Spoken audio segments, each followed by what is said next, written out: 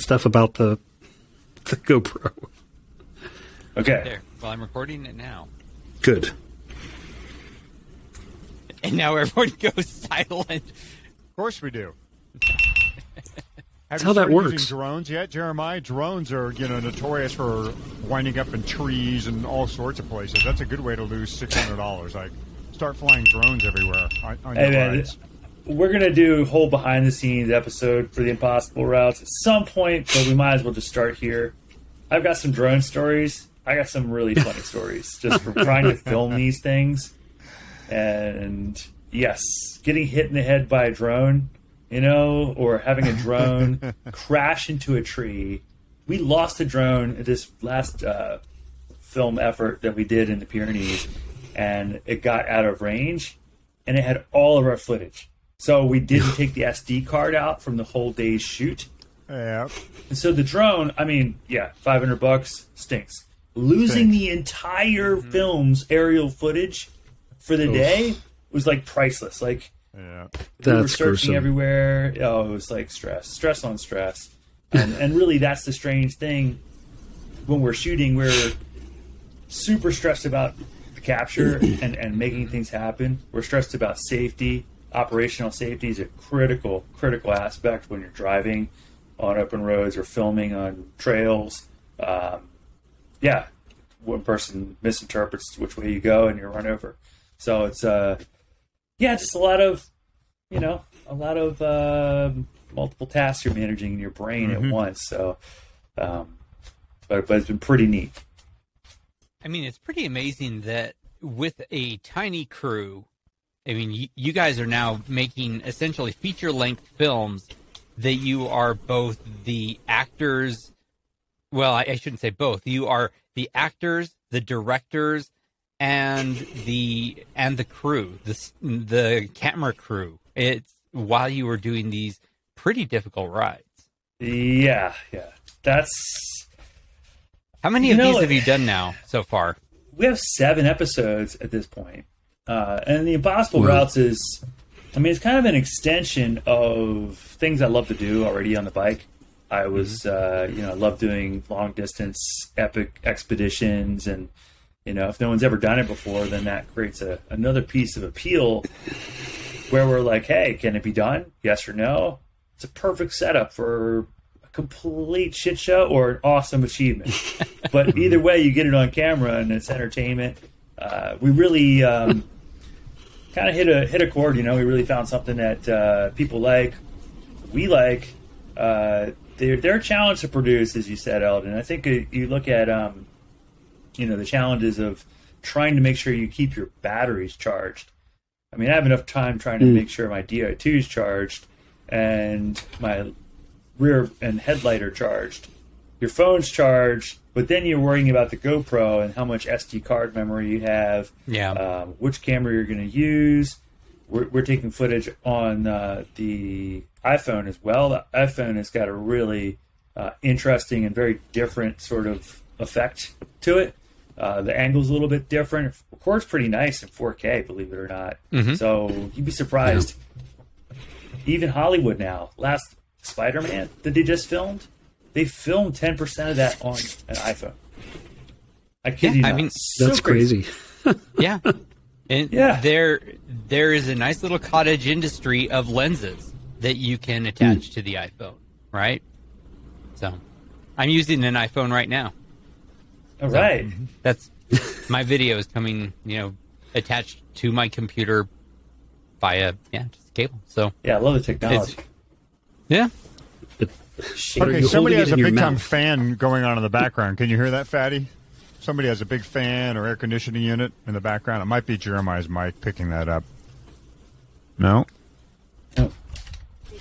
I can hear it. Hold on, it might be me. Let me go see if I'm going to mute people one at a time and find out who it is. Okay, go ahead. It's Jeremiah. Okay. Really? Is it? Yeah. You were my bet. I know what Josh's background sounds like. Yeah, I just muted Josh, and he doesn't, and the sound continues. Josh is annoying, but it's not like that. It's first of all, try. No, that's not it. Yeah, that was a good idea, but I thought maybe. Oh, that's it. That microphone's not working. Yeah. Nope. I am not getting hearing that tap. Yeah, your audio is coming through your MacBook Pro. I'm using which has the fan running. Yeah. There we go. Yeah, see if you can swap mics. Good catch, Hottie. Good catch. Okay, so how do I switch I got it. So down at the bottom of the window for this, if you hover over the mic icon, it should pop up a menu showing your various sources. What is that, Josh? Yeah, for some reason it's not showing that Donut. option. The big Michelle brought donuts in for everybody. Company donuts. Oh, there's good, plenty. Michelle. There's plenty here for you guys if you could make it. It's amazing. It's a big chomp there. Dude, So it's past lunch. You're eating donuts still. She brought in like Are you hearing 3 us dozen through your donuts headphones? for 20 people. For 20 No. people. Yeah. Jeremiah, I show brilliant. I show that your audio is coming through your MacBook Pro speakers, not through your headphones. I know. I So- clicked the thing at the bottom and it doesn't show an option. Okay, things just changed. Now he muted. Your audio just disappeared altogether. Yeah, I could go grab the earbuds. Okay, yeah, let's try them. Yeah. What's that? A little gaming headset he has there, right? I mean, those things are. Yeah, I was usually hopeful okay. that would give us good audio for him, but it doesn't seem like it's being recognized by his computer at all.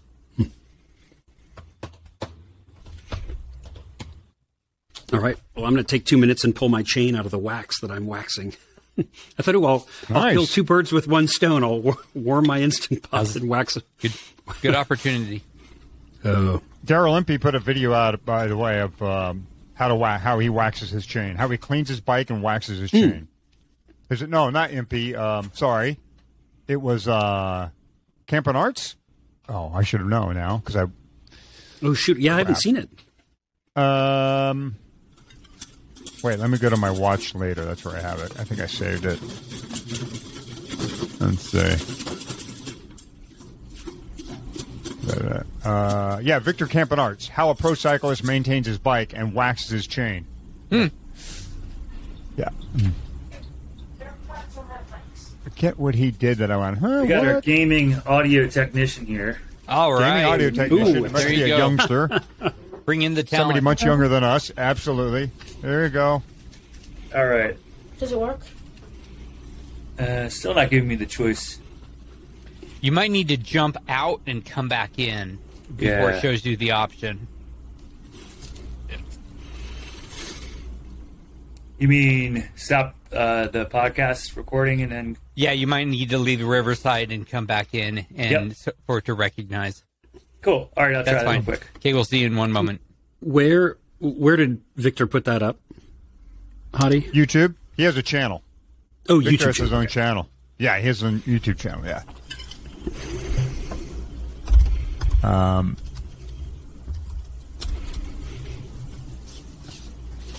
Trying to see what other good entries he has. He has some other... Oh, I'm listening to him. How new is this channel, anyhow? Oh, he's got... Oh, wow. Huh. Yeah, wax He's chain. got quite a thing going here. Yep. How a pro cyclist I maintains his didn't realize bike, he had a waxes chain. his chain. Yeah, I didn't know either.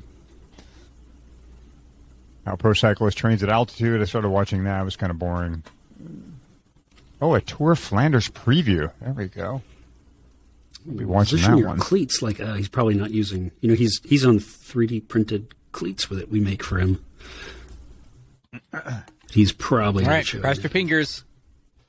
By the way, Dan Bigham was interviewed by the Nerd Alert podcast. I don't know that he There we go. revealed much Yep. there. You know, Your headset is definitely kind of locked working down now. still, but And you can hear us through your headset? Okay. Yep. Excellent. All right. It is a little bit hot, so I'm going to bring your mic level down just a bit. I can do that at my end. How do we sound to you? Audio sounds good. Thanks, Eldon. I'm going to put this thing on Do Not Disturb mode so you don't hear my crazy phone calls coming in. And we'll try that again. All right. So I'm going to... Okay. All right. I'm back. When you exhale through your nose, I can hear it in the mic. I'm wondering, maybe, Hottie, what would you suggest? To bring the mic up or down? The boom on that. I'm going to guess up. I don't know. I'd ask a gamer that. Try bringing I'll it put up. it out a little bit. How's that? Okay. How's that sound to you, Hadi? I don't know how the gamers always sound like they're breathing. Whenever I hear like gamers talking those things, you can always hear that. It's okay when you're doing a GoPro of a race, but not when you're like talking. You that sounds okay that. there. Yeah. Yep. You sound good. All right. I don't know Sounds why good. they design those things like that. They're like they're like omnidirectional, and they pick up all kinds of. They're super sensitive. I've never really understood that. So I'm not a gamer either. Business I have opportunity this there, big Hadi. monstrosity. Yeah? I know. I know. All right. We're going to start this thing over. No, we're going Here's to the best part. This all gets recorded, and then people watch it on YouTube, and This I think part of they the like show, it. man. I think they like this better than they like the podcast. They like watching us flail. There's something to be said for it. I do kind of like authentic banter. So, all right. It really usually is all the best stuff, too, because we sometimes fall down some pretty wonky rabbit holes before the show. So, Josh, tell me, do you mountain bike at all? Oh, not in years. Not in years. Cool. So, Mostly a road guy. Yeah. Little bit of track or any little bit of track. interest? Yeah, did that whole thing. Was on the road for a number of years. Cool. Raced a season of mountain bike, and it wasn't any good at it. And that was in the 90s. And then moved to Indiana, and like sold my mountain bike because like it's like road riding. I mean, there's like oh, I can. Are there ride any on grass velodromes? grass velodromes? I don't know. We don't have any of those. We do have where the little 5. Yeah. Down at the campus at IU, that's cinder. That's pretty weird to ride on. Yeah, and then we've got the Major Taylor. Wasn't Ashton velodrome right Lambie here in the telling city, you about, and so- Josh, What's that now? when you interviewed Ashton Lambie, I thought, was it Ashton? Yeah, it was think it was Ashton. him. Talk about growing up with He the grass. talked about some type track. of grass velodromes or something. Yeah. Yeah. Sounds like the Interesting. coolest thing ever. Like Yeah. low impact, low risk. If you crash, Yeah. it's not like crashing on a concrete velodrome. I mean, Right. I rode a velodrome down in Rock Hill. So we were down in North Carolina for the St. Augustine shoot, for the series about the university, and they wanted to get the guys the opportunity to ride the velodrome. And I, of course, you wouldn't know this, but I had never ridden on a velodrome. I've done road racing, BMX, just about every type of cycling, known to mankind. And I thought the velodrome was going to be slightly banked. It was like a wall. Yeah. And you're in a fixed gear, so if you clip your foot on the side of the velodrome, I'm just thinking you're going to die and just fall down this wall. I'm slightly scared of heights, so the whole thing was just terrifying. White knuckle the whole time. Oh. But we did it, and it was fun. It was really thrilling. I just cannot imagine racing an aggressive, all-out race and being so committed to that fixed gear. Yeah. Like if you tap another wheel, it's not like you coast and hit the brakes. You crash violently at high speed and usually fly off the bike. Yeah. It just doesn't make any sense to me. Fun to watch. I would not want to do it. Well, the track racer would say the same thing about you, Jeremiah, bombing down Columbine at 40 miles an hour. Yeah, He'd go, why are you doing that? What if you go off the side of the mountain? Yeah. It's very specific. I mean, cycling is so different. Each style of cycle. That's part of why I love it. You can get into any number of different things from these human-powered recumbent. What are these things called? Velomobiles. Yeah, I mean that's like a whole world of pedaling horizontal like this. Josh, have you ever been involved in that kind of thing? The fastest person alive? No, those so those a machines on a the little salt bit flats? tangentially, but not in a deep way. No, I think they're super cool. So we had David Morse, who's I think he might be the new technical director at Zip now, but when I hired him out of CU, he had been involved in a bunch of that stuff, and we went to actually I think it went for a long time. I know the world, I think the hour record and the 24-hour record were set here in Indianapolis at the Major Taylor Velodrome, because they used to have like a big HPV festival, you know, like once a year. Yeah. And I don't think that hasn't happened in years. But yeah, I mean, you think of that combination of things, like riding the 50-mile-an-hour human-powered vehicle on the velodrome. It's like, yikes! I mean, that's all the crazy combined into one. So Josh, you have to think that a lot of the, you know, micro-mobility devices that we're seeing coming out now, these sort of like enclosed bicycles, enclosed e-bikes, I mean, they're borrowing a ton of that technology. Didn't MIT have like some sort of like solar car type of award or contest? Yeah. Oh yeah, there's been a bunch of the global solar, I can't remember, solar challenge or whatever it was called. Yeah. There's a company out of the Netherlands now that actually I know we've talked a little bit with, but they have essentially a full-size solar-powered car that uses is underpinned by a lot of cycling technology, because you can't have the mass of like a traditional vehicle. You know, or you think of like is another one too. Yeah. And I can't remember, what was it, Virginia? It might have been Virginia that set the human-powered, the helicopter record. The guy stayed afloat for like a minute, you know, and that Joe Dabrowski he was I don't know what you call it. They were asking him to pilot the thing because he could do a lot of watts per kilo, so it's obviously good for a helicopter. Yeah, it's interesting stuff. Yeah, I would have to imagine, like, you know, Orville and Wilbur Wright would kind of be chuckling now to see like this reverse, you know, of bike technology, because you saw so much of the bike technology go into the automobile and motorcycles. You look at the early motorcycles; they were heavy-duty bicycles with, you know, an internal combustion engine put on them. So it's like, wow, you know, it's kind of neat. And you see some of these electric car companies, they're doing these massive SUVs, and of course they need massive batteries, and they're hugely inefficient aerodynamically. So it's kind of wild. There seems to be a bunch of different emerging types of EVs, like the Aptera. That thing is like basically a Jetson car. I mean, the thing must weigh 800 pounds. Super light, electric, solar. Hey, and if you had cranks in it, that'd be pretty cool too. Get some workout on the way to work. Like a trickle charging system. We need to pair the two of you up. The fact that there is no Silka HPV effort going on, and Jeremiah, you got the legs and lungs for it. Yeah, well, it's a good combo. I mean, you know, you can add 300 watts to 300 watt motor, and you're cooking when you have a really low CDA. Like, I mean, it's those things are so low. You look at the drag on. I'm sure Josh has looked at all this stuff. The drag for like a car, like a Honda Civic. You know, it's okay aerodynamics, but just because it's one continuous shape, the aerodynamics are actually lower. Like the CDA is like less, or what is it? Coefficient of drag is less than a bicycle upright on the hoods. Yeah, it's ridiculous. Yeah, some of these, I mean, like Tesla's done a really good job with that, right? With the smoothing and the fairing, and some of the CD. You know, the A is bigger, but the CD numbers are really low. For some of those, and then, like you said, you look at like.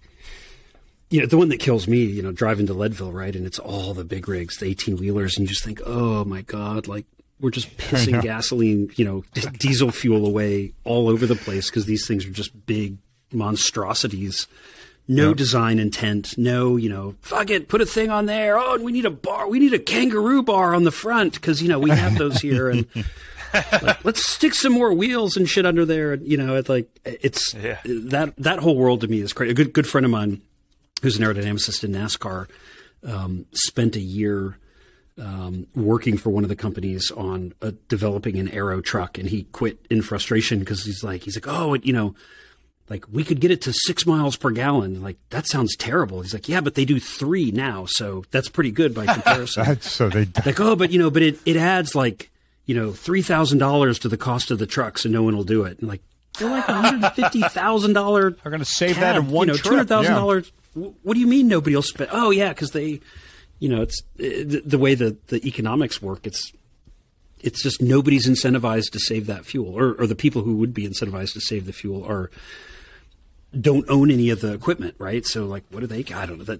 that whole thing makes me sad. But yeah, we should have.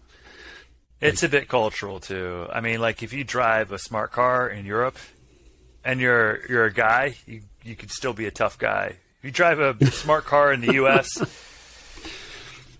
you just get looks like, oh man, it's some sort of status symbol, you know, to drive a big truck.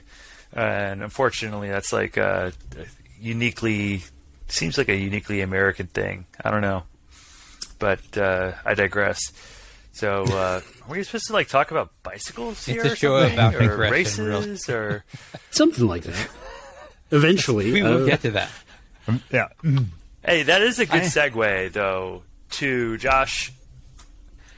You know, I'd love to get a mountain bike in the wind tunnel. We have the A2 wind tunnel in North Carolina. I don't know how good that one is, but yeah, I did this podcast called the 360 Labs, which is a Canyon performance-related podcast, and I was a host. Oddly enough, they asked me to be the host, and I'm like, you got to be freaking kidding me! I don't know anything about triathlon, but that's kind of good in a way, because I'll ask those questions and completely not be embarrassed to ask very basic questions that people want to know.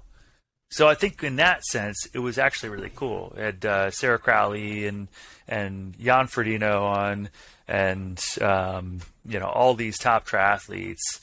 And back to the truck conversation, though, that's what aerodynamics were for the mountain bike coming into Leadville. Yeah. It was like, okay, can you make this truck more aerodynamic? Oh yeah, that's going to actually be really easy to do. So the aero bars were kind of a big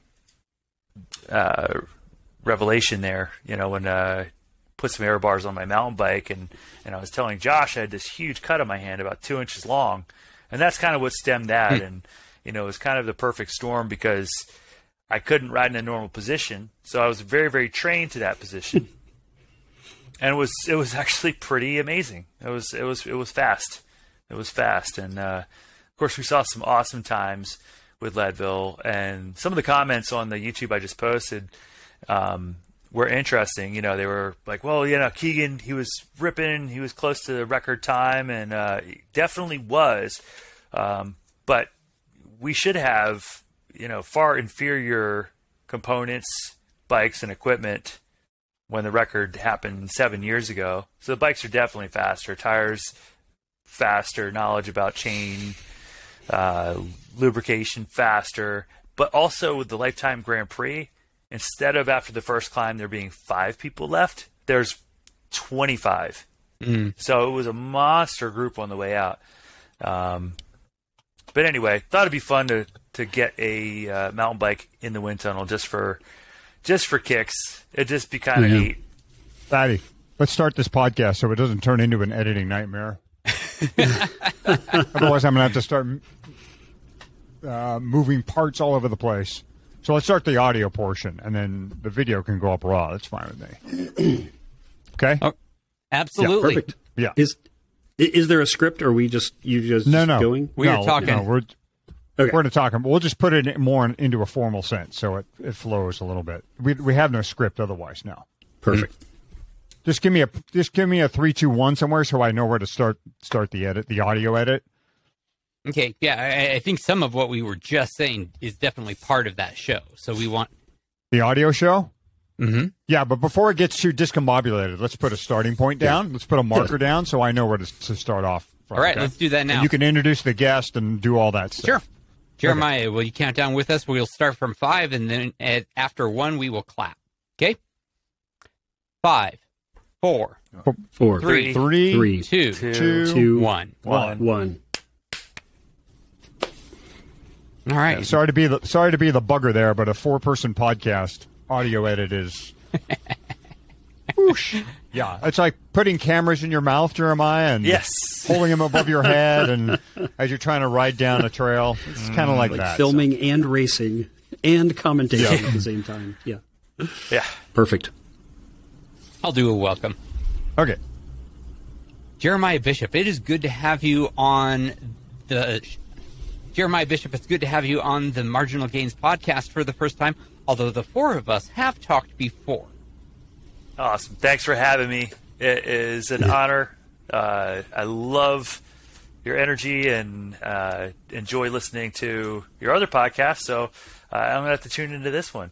Yes, you will. So this one is a little bit more about the geeky aspect of cycling, and which I at least picture you as someone who really loves this. And judging by the conversation the two of you, Josh and Jeremiah, were having after the podcast we did in Leadville a couple of weeks ago, you like it too. So here is what I was after. Marginal gains and mountain biking. That's sort of been a part of this show that we haven't really paid a ton of attention to, but I think you have an incredible marginal gains story to tell from what a lot of us refer to as the miracle year in Leadville. Maybe tell us a little bit about the prep for that day and what you were after. Well, 2015 Leadville 100 was, I thought, an opportunity. And the reason that I thought it was a exceptional opportunity, Alvin Licata, our team captain and reigning world champion, had gone, I think he did a 6:02 or something like that at Leadville, the last time he won the race. But we had just finished Transalp, which is a massive race across the Alps, 7 days, 60,000 feet of climbing, and we're sitting on the lake, Lago de Garda, having pizza. I clearly remember just the water, the windsurfers around, and it was one of those like movie set moments. And I said, hey, we should try to set up to do a time trial, Leadville 100, to see if we can put someone under 6 hours. Because riding it the way we normally do, where we kind of ride together a little bit and then attack each other on the way back, pretty much Columbine to the way back is basically mano a mano, and it always just explodes, and you're riding by yourself. So we got that.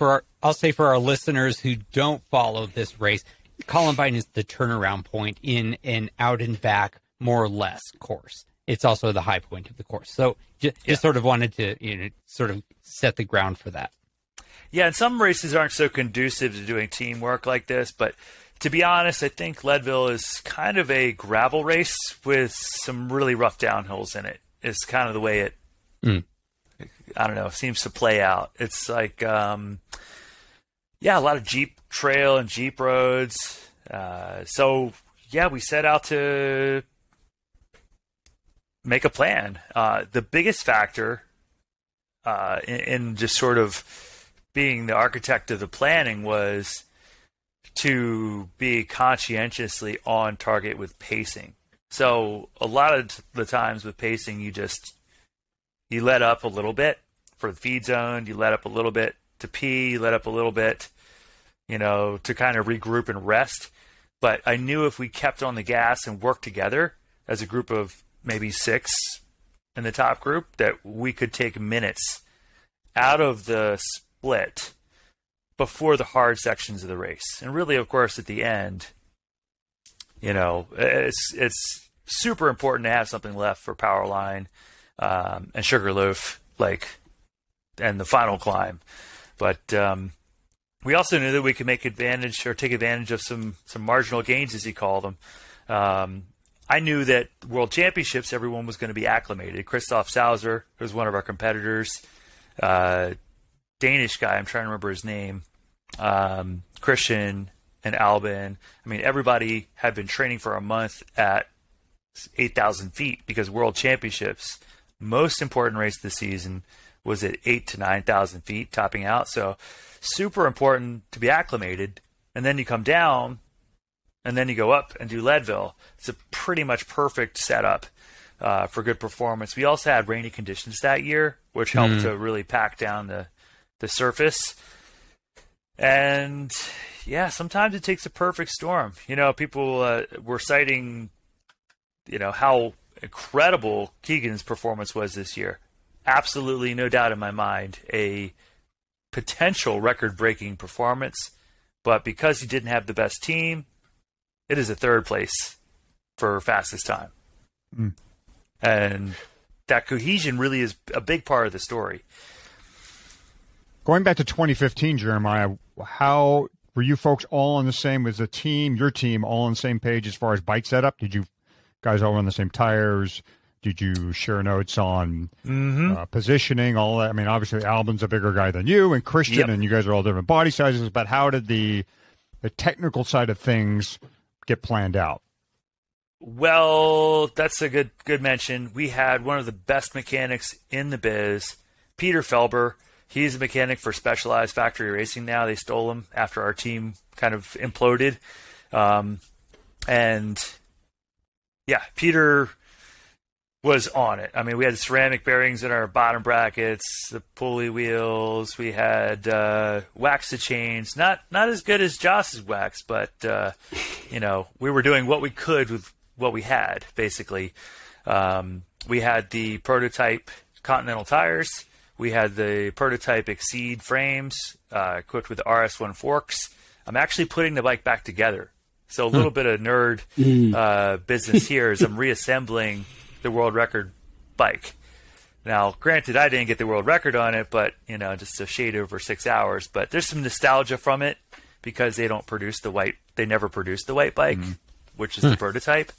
And there's probably only 2 of them on the planet. But it was like $1,500 to send it back to Europe just for them to destroy it after x-raying it.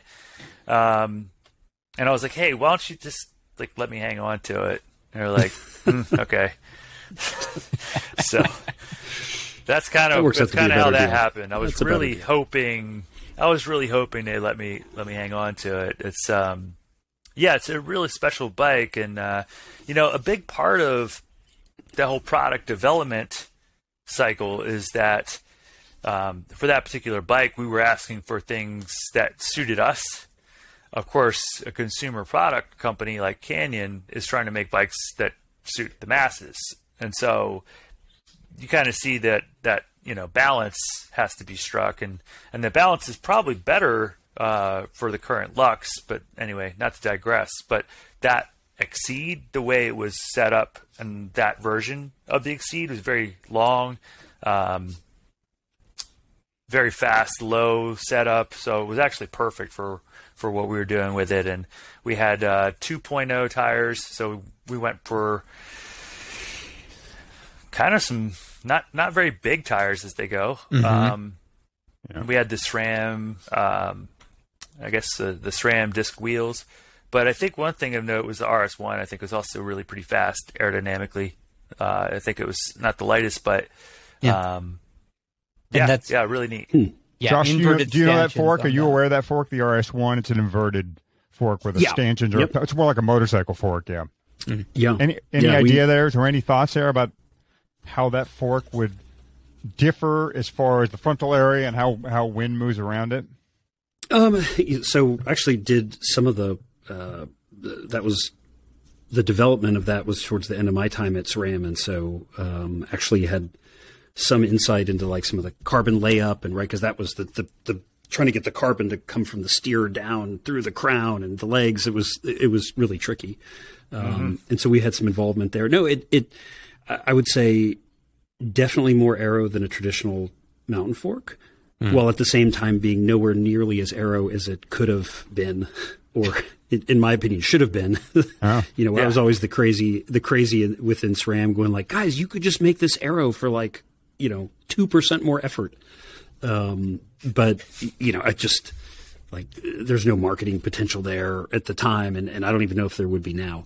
But yeah, no, that was a really cool product, and we did a lot of work around the axle design for the stiffness and how that because of course they faced the same problem every inverted fork ever had faced, right? Which is weird, crazy motion under braking and yep that torsional. The force resolution down there is just awful, right? And so it's just when you think you're good, you put a bigger brake rotor on it, and nope, hit the brakes, turn left. It's like NASCAR.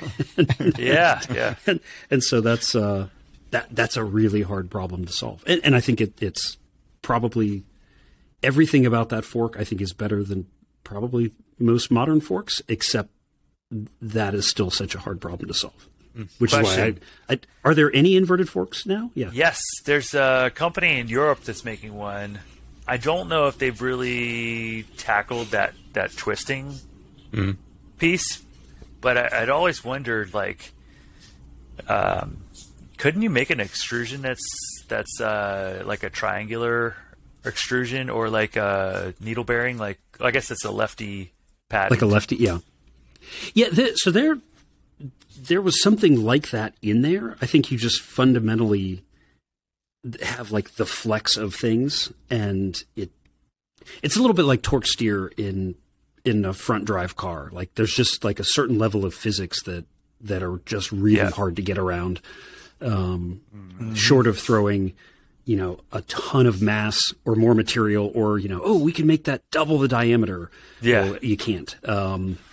You just have those sort of like fundamental boxes that you get put in. So I thought, having ridden that product, I mean, a handful of times, in parking lots and things, I mean, never seriously, but, I certainly, compared to all of the benchmark products of the era, it had quote awesome. unquote solved the problem. I mean, it was an order of magnitude better than anything else, but I know that at some level, I think that, the media and some of the conventional wisdom ultimately still remained, it still suffers from that problem. So, and that's one I don't have the skill to write it at a level to tell you whether that's true or not.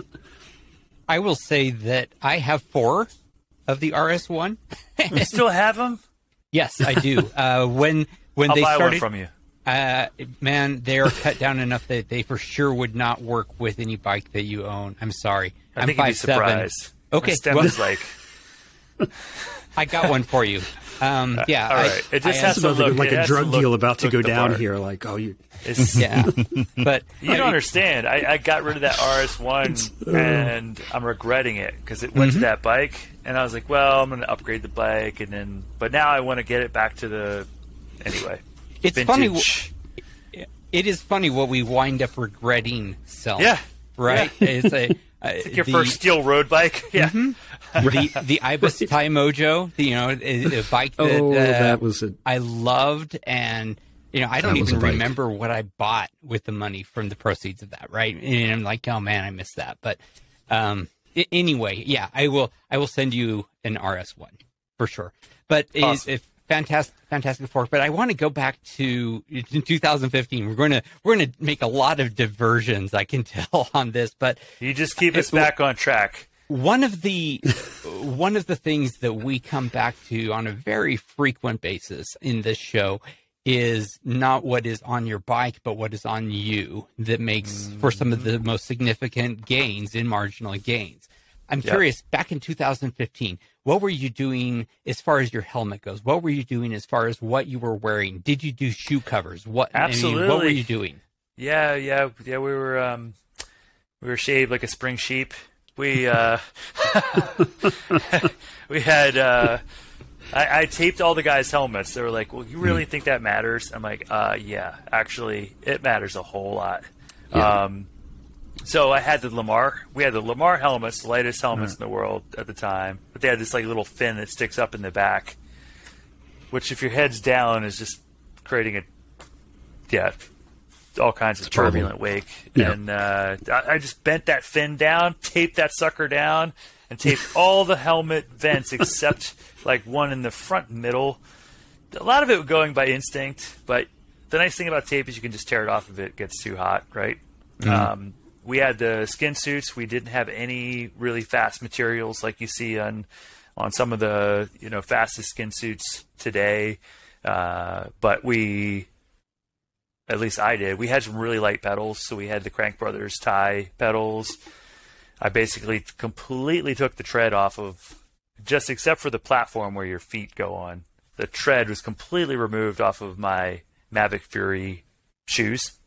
So they were basically like a carbon road shoe, which, might not sound like it makes much difference, but like my road shoe to mountain bike pedal interface, road versus mountain bike is about a pound. That's a lot of rotational weight. Wow. And yeah, you saw what Keegan ran this year. He ran the road pedals, road shoes. So yeah, it makes a pretty big difference when you start adding all this stuff up. It's yeah, we didn't have aero gloves or aero socks or any stuff like that. So, I mean, the fact of the matter is it mostly came down to us being in concert and being on the same plan. And then those marginal gains, they really, added up and helped to create the few extra seconds that we had in the bank, kind of going into the last climb. Mm-hmm. Little things are a big deal. I think I've heard that somewhere. By the way, Christian Heineck got out in front of Albon at the end of that race. Now, Albon eventually caught him. Was Albon the established leader that day? I mean, you guys were riding for Albon, right? We kind of had an open plan. We had talked about working for Albon, but if you read my blog, which from 2015, you have to dig back pretty far. Not a great writer, but I tried to write the story out as best I could, because I thought it was kind of like a neat moment, and especially the treason within the team of Christian. Christian was always the bridesmaid. He was second at World Championships like 3 times. Mm-hmm. And Albon would just come out on the day with just like that magic, like the Fabian Cancellara on the race day, or on the day of Worlds or Paris-Roubaix. Like, there's something in there that clicks, and they just make it happen. Like, he would just pull in all the forces of the universe into the right direction and thrive in the chaos. And Albon, that's how he won his world titles. That's how he won European championships. And, he would put it together. Christian would kick his ass, like, on a lot of the big climbing courses, Transalp, like Dolomiti Superbike, Celeranda Hero, all these big Alpentour Trophy, like all these huge climbing races. And so, like, we hit Powerline, and he was like, all right, I'm out. And I think he still has the KOM on Powerline. 4 hours and 4,500 kilojoules into the race. So wrap your head around that. Extraordinary. Wow. Moving. Mm-hmm. That is 4 miles, 1,400 feet of climbing, some of it at 20%. For those who don't know, it is an extraordinarily difficult climb under any circumstances. Since it's like at 9,500 feet to 11,100 feet. Yeah, it nasty. The altitude definitely factors in. Plus, of course, exhaustion. You're starting at 80 miles into 100 and something mile race. Now, Josh, I want some analysis from you. Taping your helmet, the impact or lack thereof of working together in a pace line in a mountain bike race. Where do the marginal gains matter, and where do they don't? Where do they not? Oh, I mean, helmet taping is, an old trick we've done for many, many years, because it works, and it works really well. I think we've talked about that before on the show. It's the dirty little secret of the helmet companies. The more vents you put in there, the less aero the helmet is. And, I think it's oftentimes like seems like most of the helmet brands, the most aero helmet they make is like $49, because it's got 3 vents in the front or something.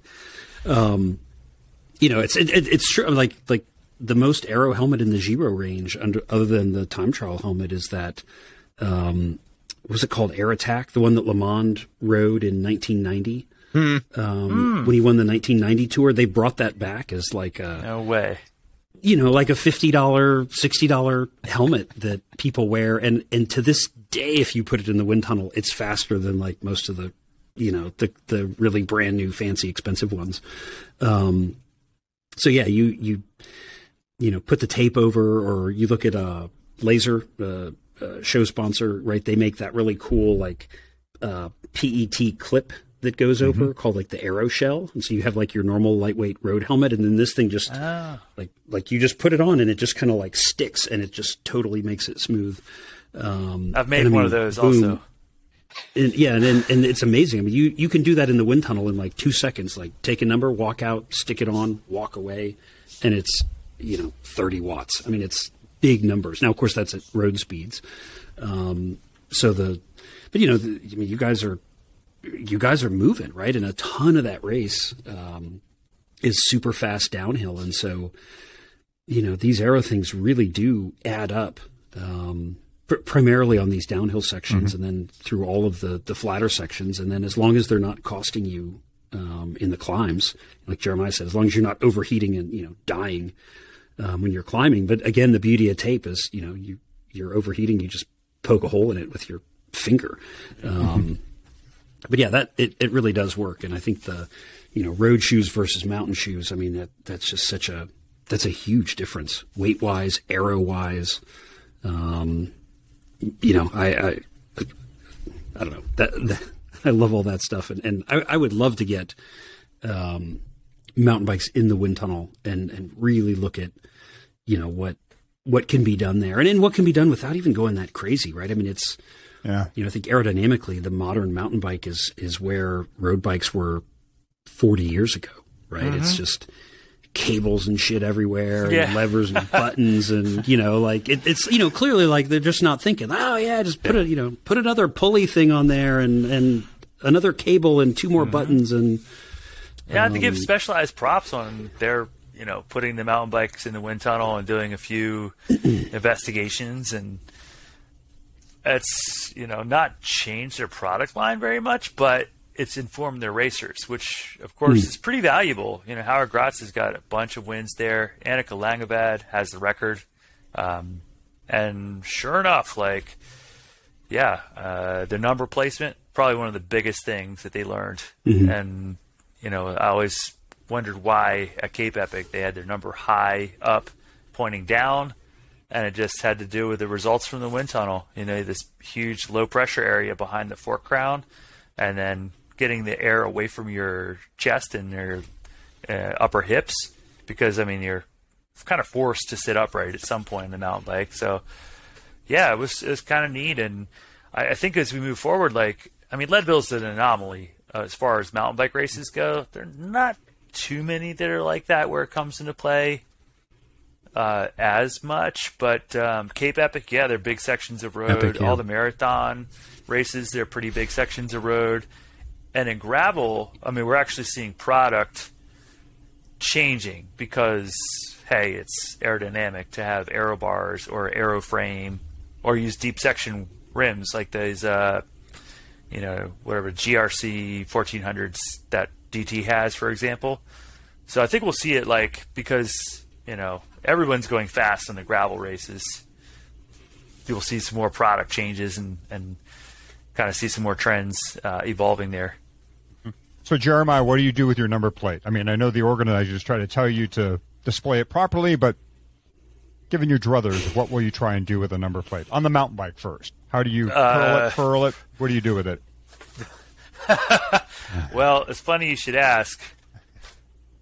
This one doesn't have a timing chip on it, so as long as it's legible, I have that thing pretty much pointing as flat as possible, so it's close pointing down and flat. Yeah. And then I get to the finish line and I go like this. Flip it up. Okay. Yeah. Leadville, you don't want to do that because you have the RFID chip in it. So for Leadville that year, it was kind of curved.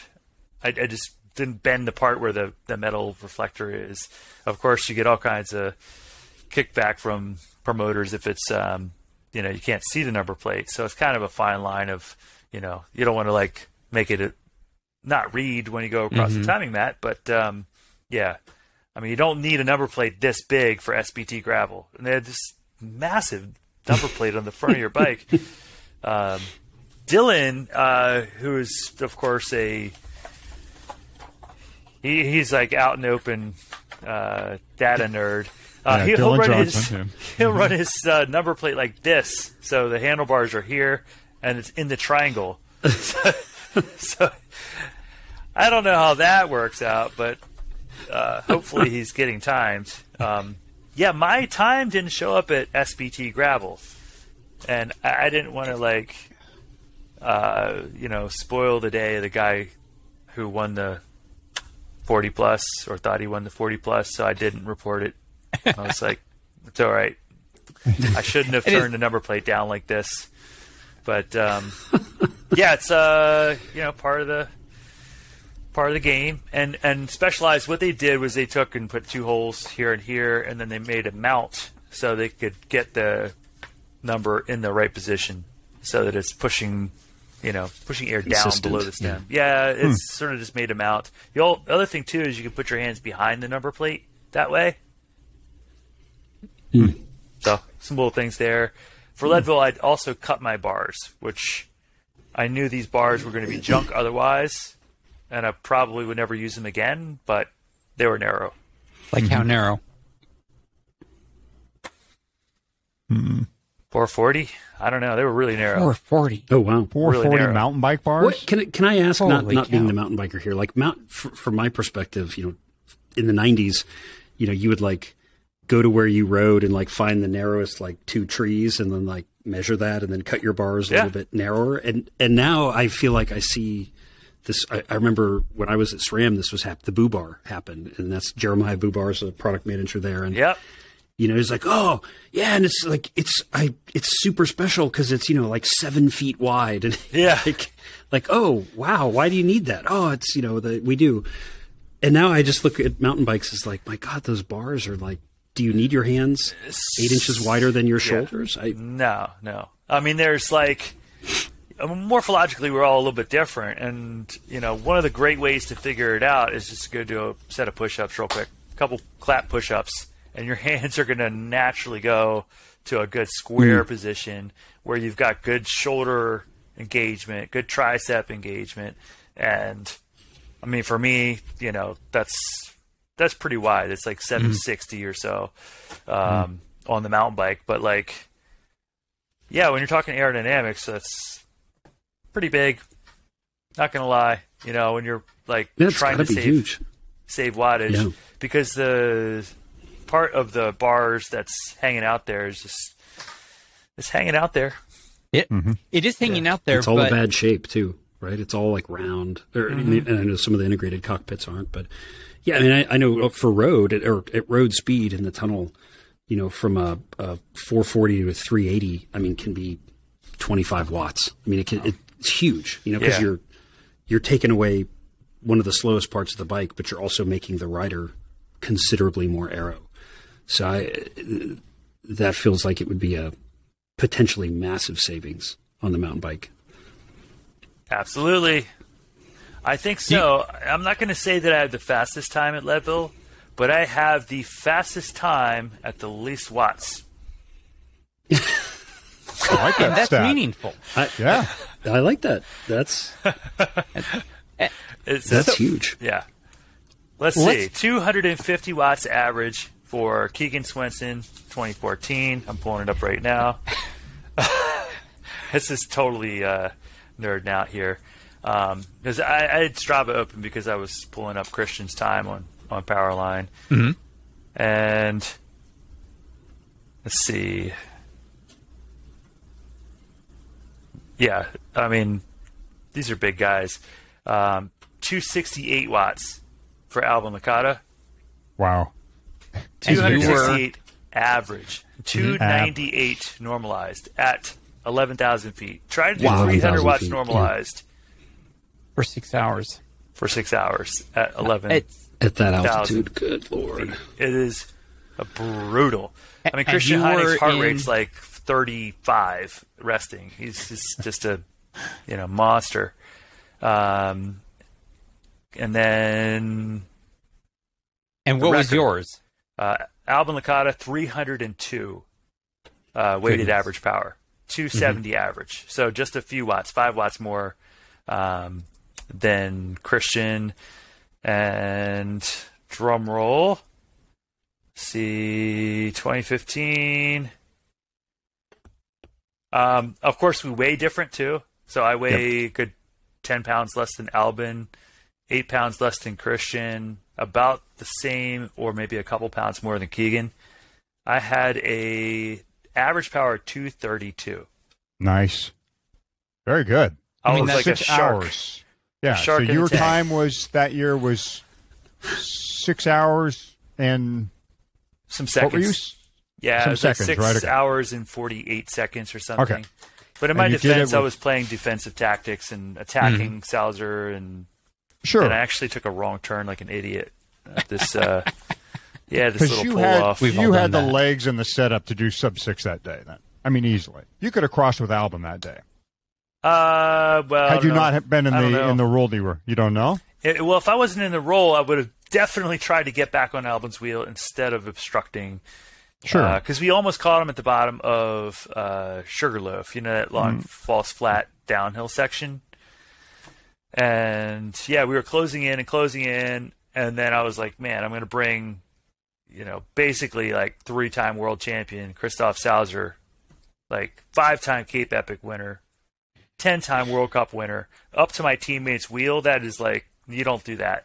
No. No. So not when your teammate is named the Albinator. You don't. No, it's not a good look. No, it's not a good look. I basically stopped pulling. Sauser started yelling at me. I was like, all right, perfect. I'm doing my job. Mm-hmm. And then we got to the next hill. I started attacking, on, off, which at altitude completely wrecks your pace. Mm-hmm. Sure. So anyway, that's it's what you do as a teammate. And but yeah, like I said, it was an interesting game. I pulled a lot too. So something of note is my power, like 264 weighted power on there, is actually interesting because the whole first downhill, I was on the front the whole time. Like 80 people on my wheel. I was just like, well, the aero bars were quick. I'm just gonna put my head down and just lay into it. And then the times that I would pull, anytime it got over 25 miles an hour on the flats, I would get to the front, or downhill, I'll get to the front, where it made sense to be, on the front.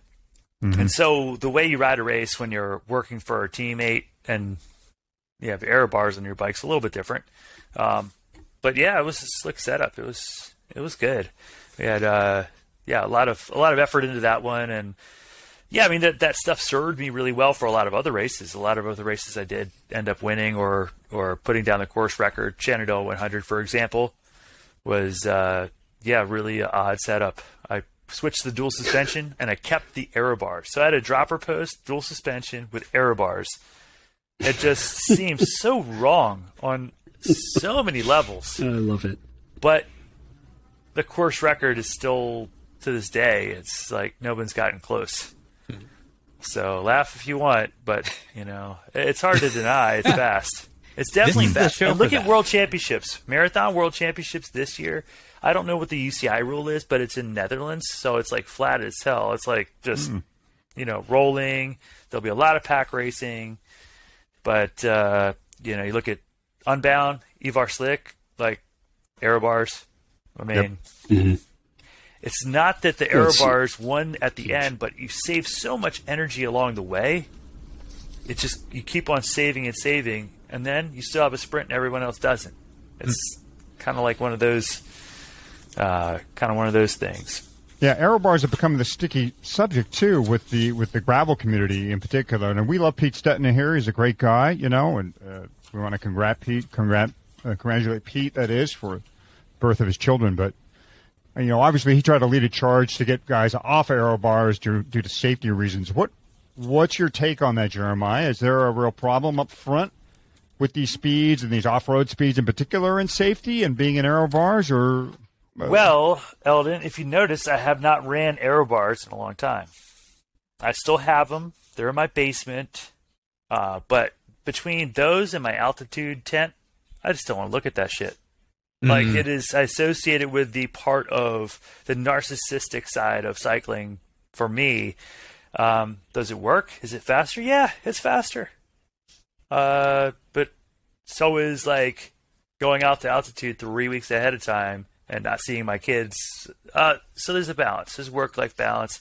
There's family balance.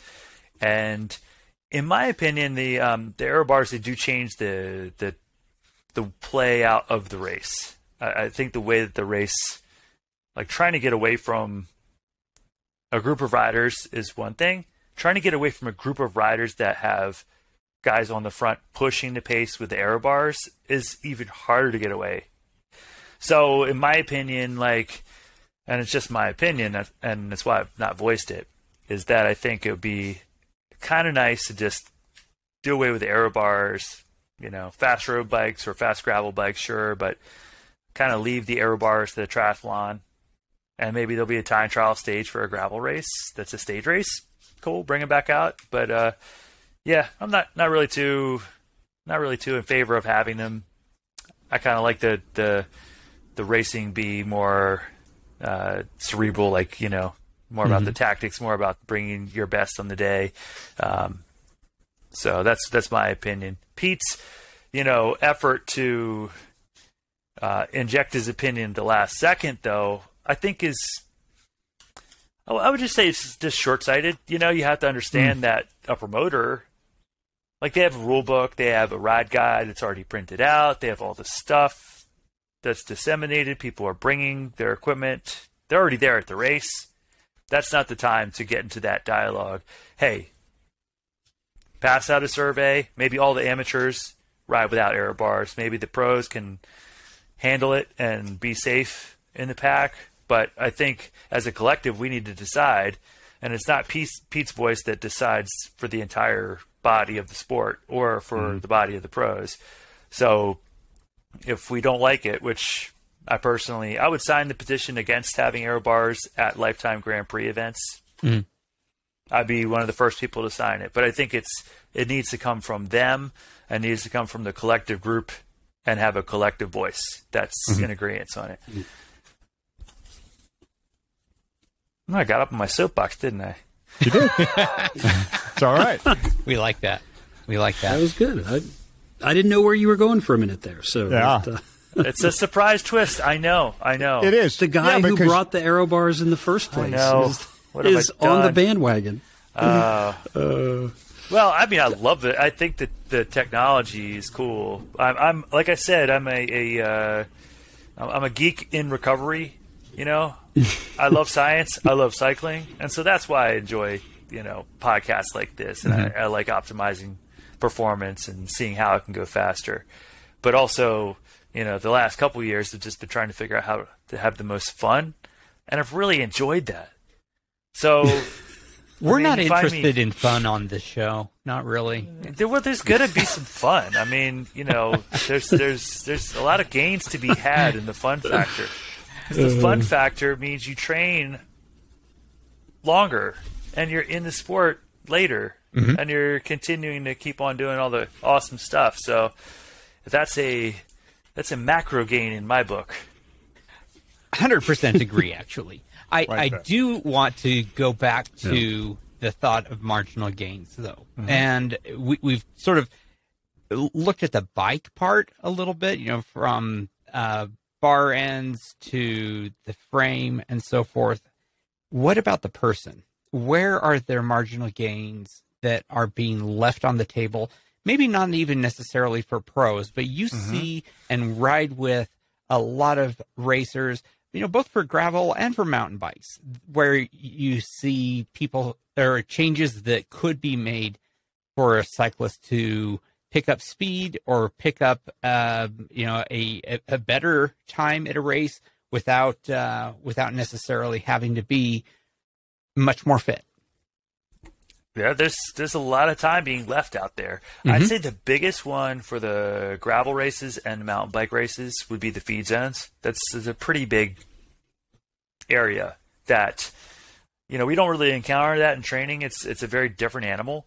But when we come into a feed zone in a race, it's sometimes you're kind of have that paralysis by analysis. You got like all this food laid out, and your friends are cheering for you, and you got a slow leak in your tire, and so you just grab a Cliff Bar and some Gatorade and you keep on going. So for me, having raced the 100-mile national series, in addition, like Leadville, I didn't do until I had probably won 20 of the 100-mile national series races. Those races, you come into the pit zone, you have pre-dropped bags, you could get stuff off the table, but I would just be completely streamlined with my system. I would have every bag would be planned out ahead of time, super simple, mostly fluid calories, some gels, maybe some little treat, but it would be really conscientious, well planned.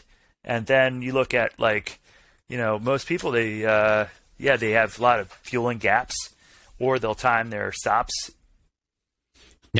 incorrectly, and they have carrying around a bunch of stuff they don't need. I think a lot more amateurs should use hydration packs, to tell you honestly, because then you can keep on the rhythm. You might have a timer on your Garmin or Wahoo to drink every 30 minutes. But if you're in a sketchy downhill or in a pack, you cannot keep to your schedule to really, keep topped off and keep hydrated. So I think those two things are probably some pretty big areas. You look at the total loss. I mean, when I'm dehydrated and I've got some great files that just show it, I mean, you get massive cardiac drift. I mean, you're talking like 19, 20% cardiac drift. Your wattage just looks like the Dow Jones, like, it's like dropping so bad. But it's awesome too when you get it right. And I can look to those days too. And I remember Leadville 2015. I was so bloated coming into Powerline. Mm-hmm. Like 20 minutes before Powerline, I was like, oh boy, my stomach is just, it was as much calories as I could take in. And then the stomach started to calm down. We hit the climb, but I was like able to really power it really well. And I think, you feel good at the end and you're like, yes, the plan worked. It all came together. So those two things, I think are awesome in planning your stops. I was talking with a guy who's actually doing the Rockstar FKT, which is a long-distance mountain bike FKT between Harrisonburg and Roanoke, along the border between Virginia and West Virginia through Appalachian Mountains. And, I was talking to him, and, he was like, talking about these aid stops or gas station stops. I'm trying to remember the dude's name. It's killing me. It'll hit me in a second. And a lot of the time you just don't know what you're going to get. And that just really, Jake Inger is his name. He's from New England. And, you go into a store and you're just inundated with all these choices. And before you know it, you've been in there for 12 minutes. Mm-hmm. It's like, that's a pretty good one. Yeah. What if there's no Little Debbie's? You're like, I only have $1 and I was expecting to get 4 oatmeal cookies and now I'm screwed. You want to watch somebody work at a convenience store, watch Lael Wilcox. Amazing. She's just in there. She just grabs whatever's right in front of her and out and back on the bike. And stuffs everything in her top tube bag and there's food hanging out of her mouth and she's off and running again. Pretty amazing. It is a skill. Yep. It is its own skill. Yeah. I remember back in the very old days, John Stamstad, his entire rationale for what he bought was, what are the cheapest calories, right? I remember that. The calories per dollar was his sole metric for what he was going to buy for any given race. That's the support bike racer mentality. Right. Yeah, that's okay, but the more I get into trying to perform well, feel good. Mm-hmm. You can definitely go wrong with that discount cheeseburger that's been sitting for 2 days. The taquitos that have been on the 7-Eleven roller for who knows how long. That's the mystery meat, Eldon. Mystery meat. That taquito has had a birthday. That's the problem. Well, so Jeremiah, let's talk a little bit about the fact that you are, I don't know if you are racing less, but you are for sure doing more with video and social than you used to be. And before we started recording, you were sort of showing off how, for the Impossible Route series that you've been doing, remind me of your friend's name that you've been doing this with, the vegan cyclist, right? Tyler. And Tyler, you have a crew, but mostly you're videoing yourself. You are directing yourself. So you are, of course, the talent, so to speak. in doing this. It's tell us a little bit about this and your new direction. Well, there's a lot going on, but I've done all these racing and all these amazing things and travel, but if you can't see it, it's just a result on a sheet. Mm-hmm. Right. And I think that one of the things that I really love about cycling is the storytelling and going places. And of course, the amazing visual of being in the Colorado Rockies. Not everybody gets to go. We're riding through a tunnel in the Alps. It's the craziest thing ever. You hear water rushing down and there's a tube that cuts underneath the tube we're riding in. And there's water just raging down from a glacier. And it just sounds like a thunderous roar. But we got to capture that for people to enjoy. And, of course, the Impossible Routes theme itself is an extension of, my wanting to go out and explore even more. Not that I don't like the racetrack, but to be able to sort of set your own game and sort of tell some of that story is a big motivator behind that. It's also, I guess, unexpectedly, I didn't expect it quite as much for it to be as meaningful to people, to motivate and uplift them, and to really give them some inspiration. Because in general life, you're going to hit tough times, and you're going to encounter things you think are impossible, whether it's battling cancer or coming back from a heart attack or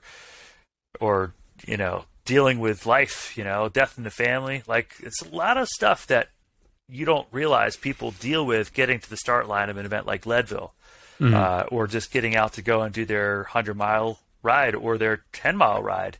And, we've struck a chord in the community with accepting that it's okay if you don't achieve a goal, but it's not okay to not try. You should get out there, you should set goals for yourself, and you should give them a good whirl, because that's what living's all about. And I think that that theme has really been a consistent and reoccurring theme for the Impossible Routes documentary series. So for anybody that wants to check those out, go to theimpossibleroute.com. But back to your... Oh, sorry. Go ahead. Yeah, I was going to say, back to the topic of actually filming them. Yes, it did start out pretty basic. So the opening, or I guess you call it the prototype or the pilot of the Impossible Route series, is the actual Impossible Route in Mauna Kea. So the world's biggest hill climb. We took the gravel north approach. The route name is care of Matt Candelario. So he kind of came up with this name for this route because a lot of people had tried to do it and no one made it. So we just kind of call it the Impossible Route. Something always goes wrong. No one's made it. And we said, all right, we're going. We're going to try to get this one. And we got it, and became the first people to ride it. And it was a really, really neat episode. It was a life-changing experience. And we talked to the guys at Canyon, and they said, hey, could you do a few more? And we're like, yeah, of course. And I'm just whirling dervish of ideas. I'm always thinking of cool stuff to do and places to ride. And I'm a route geek. I'm on Google Earth and Landsat and CalTopo and Ride with GPS and Strava heat maps. I love it. It's fun to be able to create this route, and then people can go and ride the routes too. So that was a real inspiration. But that first route we did, we had one person help. We took B-roll the day before. We got some drone shots. From a distance you can't tell if it's yesterday, today, or tomorrow. But those drone shots were very important to tie in the ground shots and the POV shots and the out of the side of the car shots. And so we really learned a lot of the techniques that I apply either on my YouTube, which is In the Wheelhouse with Jeremiah Bishop, or the Impossible Routes. But yeah, we've kind of gathered a whole bunch of skills, and it's also been a challenge from a project management standpoint. We've got videographers, photographers. We have a crew of about 8 people that will help on these episodes. We'll cycle them in or out. We've got editors. We've got people doing sound, audio, color grading, music licensing. The Death Valley episode, a custom score. So if you listen to the music there, we actually had that music produced for our episode, which was super cool. And if you check out the website, notice the photography. We really take a lot of pride in the photography. We hired Jake Orness, who's an industry photographer for Eliel. He also does a lot of work for Giant, work for Canyon. And, you know, during COVID, there was not a lot of work. There's not a lot of races. But we could go and ride our bikes in the desert. And so we did. We rode and rode and rode and rode. But it was really a special time period, and we were able to hone our craft a bit. And you know, now we've produced a bunch of episodes, and yeah, what became the problem became the way. You know, the sometimes the obstacle's the way, as they say, and because we didn't have the money to hire a really pro film crew and fly them out to all these locations at first, we learned to work with regional film crews or friends of friends, or, you know, pull in favors. But now we have a really good, reliable team. They're awesome with the drone, booms, you know. But a big part of what allows us to operate, you know, without a lot of red tape is that we're still operating on a personal vlog or personal channel. And we have a very small team, and we're using handheld cameras. So we're not really disruptive. Obviously, if you're filming in a national park, it needs to not disturb people around you, the animals, the environment, and, you know, but we're able to balance these things and produce some pretty cool content. I would say it's like, you know, this really unique hybrid between cinematic and, you know, social media, where you have your cell phone and you're like in a ditch and you're telling your friend what happened. And it's that relatability that's really brought people in and really made them fans and feel like they're part of the community. And I think that's what's unique about the Impossible Routes is we're really trying to build community. We're trying to encourage people to get out. And if it's 3 miles, ride 3 miles. If it's 30 miles or 300 miles, but just go. And so we actually have been partnering with Strava. We have a Pass Less Traveled Strava Challenge this weekend to ride 20 hours on the sort of 4-day weekend we have here with Monday's holiday. And yeah, it's awesome. Thousands of people have been signing up for these things. And what I love is the stories. The stories, you know, where people were like, hey, you know, I don't really have a good gravel bike, but I took this old, you know, hybrid bike and I just started going. And I'm just like, that is awesome, because you get kind of those butterflies in your stomach. And honestly, that's what I really enjoy about the Impossible Routes is I get nervous, you know. Did I bring all the stuff? Did I pack the right stuff? Did I pick the right tires? I have no idea, because Eldon, I ride these blind. We could go pre-ride them. We could go scope out the shots. We could go 2 weeks earlier, but we don't have the money, for one. And number two, it makes it better because it's true reaction. When we see this crazy, you know, volcanic landscape, it's all real. You know, I like to say it's I don't know. It's kind of a performance art. It's kind of like we're riding our bikes and we do all the stuff. You see it on Strava. Like we don't, you know, it's not like Bear Grylls. I hope he doesn't listen to this podcast. You know, where you film and then you hop in the trailer. You know, you spit the scorpion out and then you have like, you know, a steak dinner. You pretend you're starving in the desert. You know, we just call out the rules beforehand. And if the rules are don't touch the film crew doesn't touch us, then that's the rules. And we just kind of see what we could do. Well, I will say I've watched not all of them, but most of them, and you know, for an adventure hooked cycling nerd, they are a lot of fun.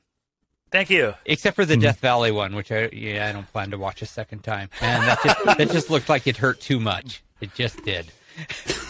Yeah.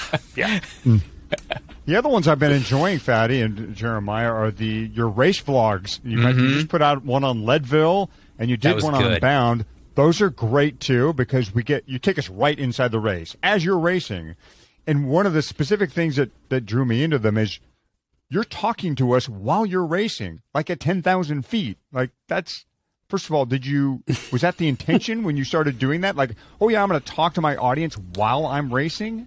Well, I needed company, so I had to talk to someone. It was bad. It was bad. I think it's kind of one of those things where we read about these races in Velo News, but it's just so two-dimensional. You just read, okay, well, Nick Keegan got away at the front, and then he was getting chased down by a group of two. It's like listening to a baseball game on the radio. You just don't. I don't feel it. When they hit the home run, and it's kind of trying to imagine like where the fence is, and the guy. It just doesn't work for me. I don't know. I need to see it. That's why I bring the damn camera, and I tell people if it's awesome. I tell people if it sucks, and I show people inside elements of the race.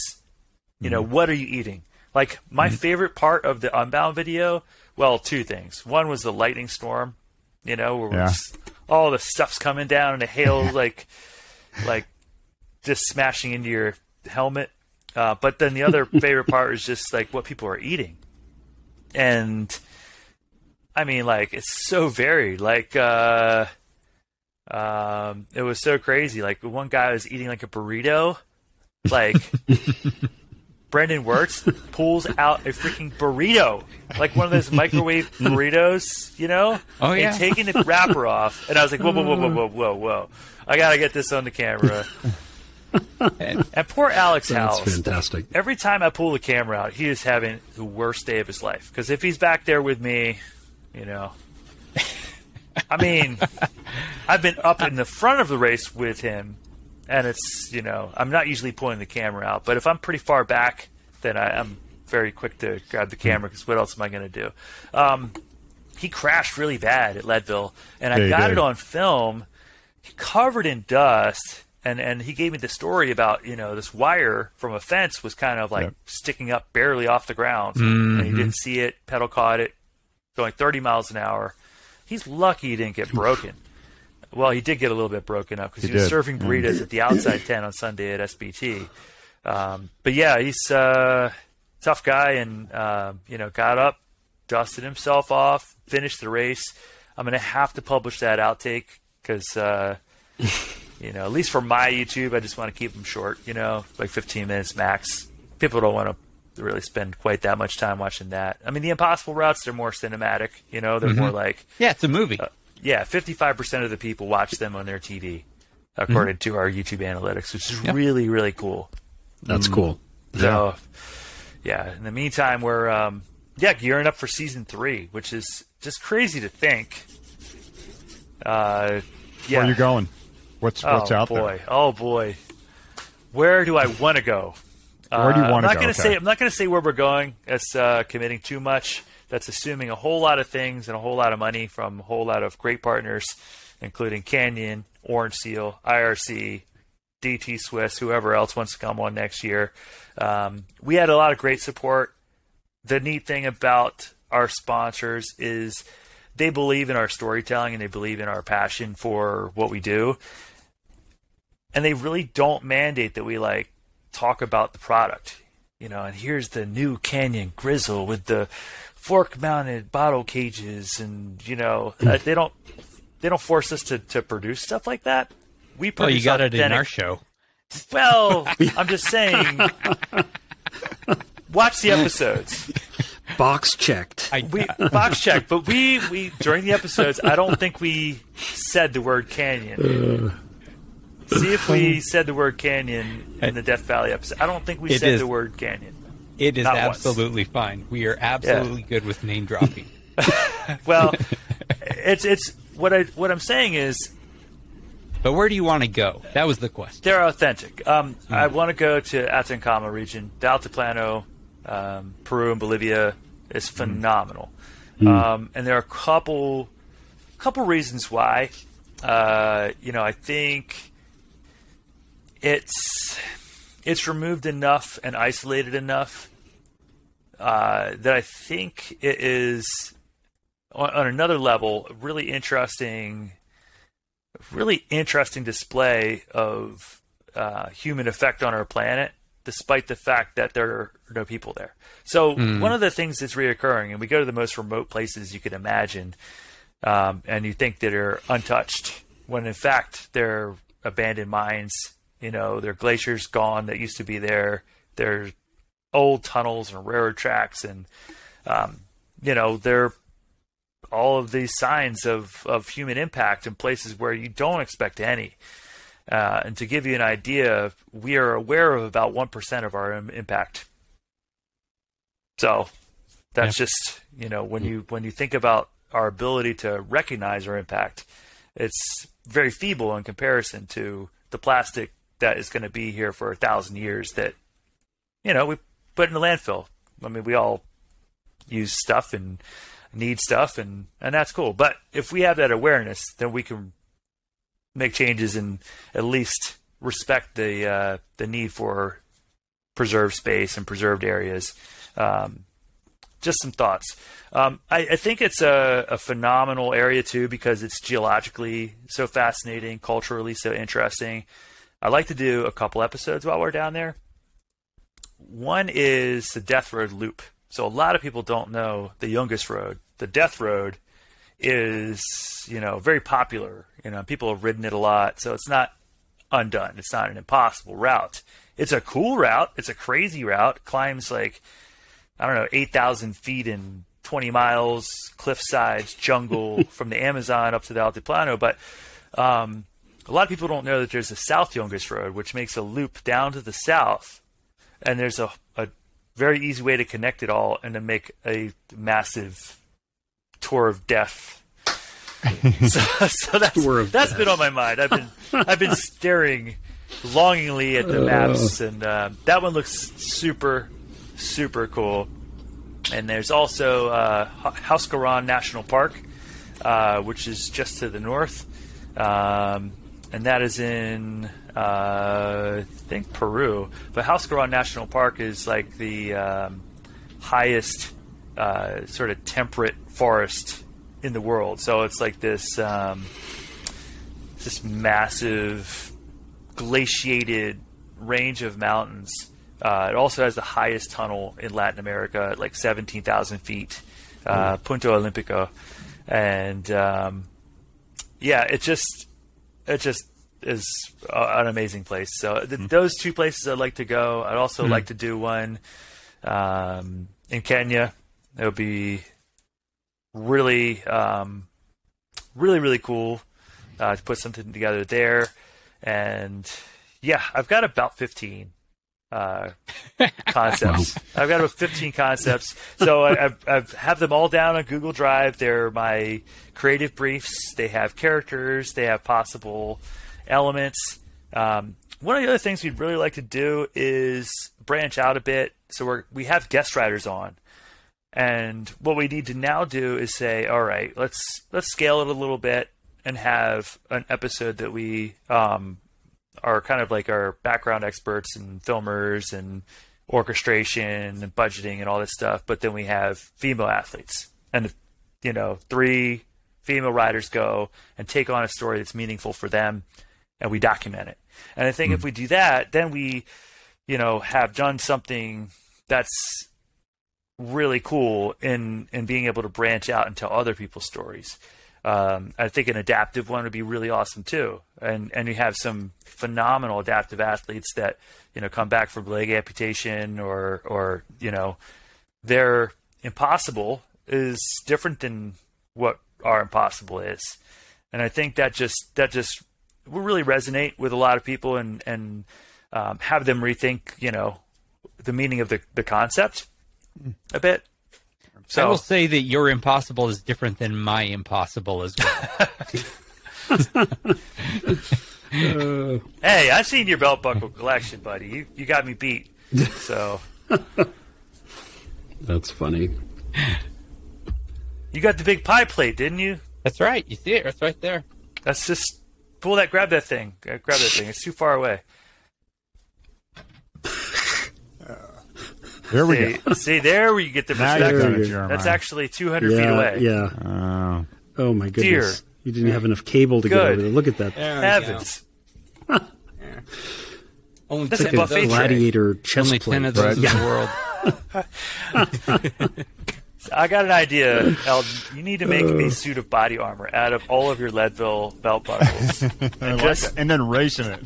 just once you've done 100 Leadville 100s, then you get a sword to go with your gladiator suit. It's the Leadville sword. Oh, and like a helmet. Yeah, just a full. yeah. Just go for it, buddy. As long as it's arrow, man. As long as it's arrow. That is awesome. Yeah. So, do you have fun out there this awesome. year, Eldon? I had fun. I had a great time. I don't want to go too far into that on this show. We already talked about it in an episode. So Cool. I had a good time. Rode single speed. Finished under 10 hours. So I'm happy. Awesome. Yeah. When are I you think going to it's do that? Yeah, that's impressive. Me? Yeah. Oh, when I get my knee fixed. I was going to ask you, how is the knee, by the way? Yeah. You were essentially riding on a terrible knee, right? Both Unbound and Leadville. No. Actually, my knee seems fine. It's just a little deficient, important tendon. It's so funny. It's like my wife said, "Do you have a ACL deficient left knee?" And I was like, "It's like a car with 3 wheels." Is a little better analogy. Yeah, Keep it's all pulling to good the if you're left. balanced to the right side. No, I can do everything pretty normal. I can hammer out of the saddle. Hike bikes are a little iffy. Still doing my PT exercises.